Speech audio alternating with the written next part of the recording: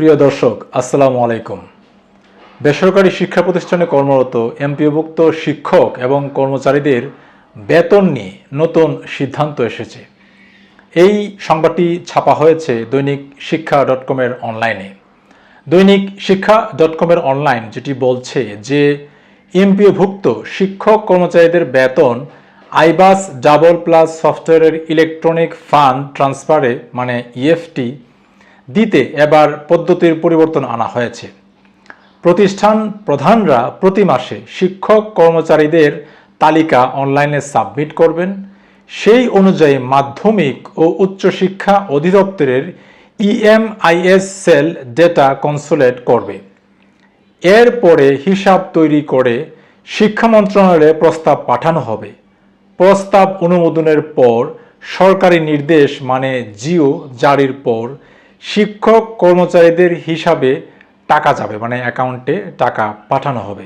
এই উদ্যোগের ফলে সাময়িক বরখাস্তকৃত, মারা যাওয়া এবং বেতন বন্ধ থাকা শিক্ষকরা আর ঢালাওভাবে পুরো মাসের বেতন পাবেন না।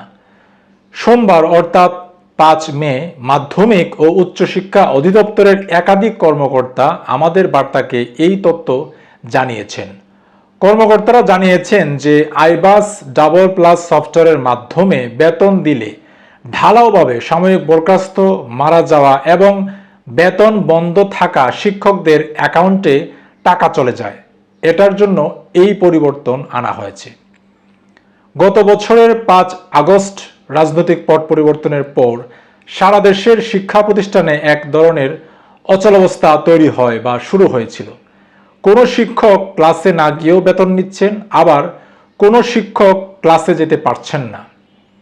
শিক্ষা মন্ত্রণালয় পদত্যাগে বাধ্য হওয়া বা হেনস্থার শিকার শিক্ষকদের বেতন চালু রাখতে ও যারা প্রকৃত দোষী তাদের বিরুদ্ধে ব্যবস্থা নিতে কয়েক ধাপে আদেশ দিলেও তারা বাস্তবায়নে ধীরগতি দেখা গেছে। অপরদিকে যেসব শিক্ষক প্রকৃত দোষী বা অভিযোগ প্রমাণিত হয়েছে তাদের বিরুদ্ধে ব্যবস্থা নেওয়া হয়েছে।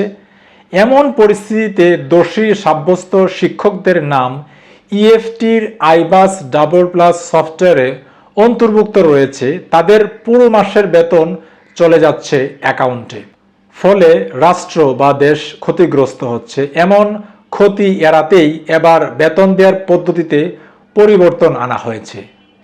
এদিকে জানা গেছে যে ইএফটিতে এমপিও শিক্ষকদের বেতন দেওয়ার অংশ হিসেবে ডিসেম্বরের 7ম ধাপ, জানুয়ারির 4র্থ ধাপ, ফেব্রুয়ারির 3য় ধাপ এবং মার্চের 2য় ধাপের বেতনের প্রস্তাব শিগগির মন্ত্রণালয়ে পাঠানো হবে।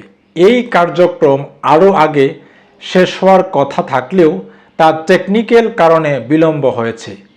এসব ধাপের বেতন ছাড়ের পর এপ্রিলের বেতন নিয়ে কাজ শুরু হবে। শিক্ষা মন্ত্রণালয়ের কর্মকর্তারা জানিয়েছেন এপ্রিলের বেতন নিয়ে এখনও কাজ শুরু হয়নি। ডিসেম্বর সহ 4 ধাপের বেতন ছাড় হওয়ার পরে এপ্রিলের বেতন নিয়ে কাজ শুরু হবে। 4 ধাপের বেতনে বিলম্ব হওয়ার কারণ হিসেবে কর্মকর্তারা বলছেন যে টেকনিক্যাল সমস্যার কারণে এসব ধাপের বেতন ছাড়ে দেরি হচ্ছে। আশা করি এই 4 ধাপের বেতনের প্রস্তাব মন্ত্রণালয়ের যাওয়ার পরই তা অনুমোদন দিলে বেতন ছাড়ের প্রক্রিয়া শুরু হবে। প্রিয় দর্শক, এই ভিডিওটি যদি আপনার ভালো লেগে থাকে তাহলে লাইক, কমেন্ট এবং শেয়ার করতে পারেন। আপনারা যদি এই চ্যানেলে নতুন হয়ে থাকেন তাহলে চ্যানেলটি সাবস্ক্রাইব করে রাখতে পারেন যাতে নতুন ভিডিও আপনি পেয়ে থাকেন বা পান।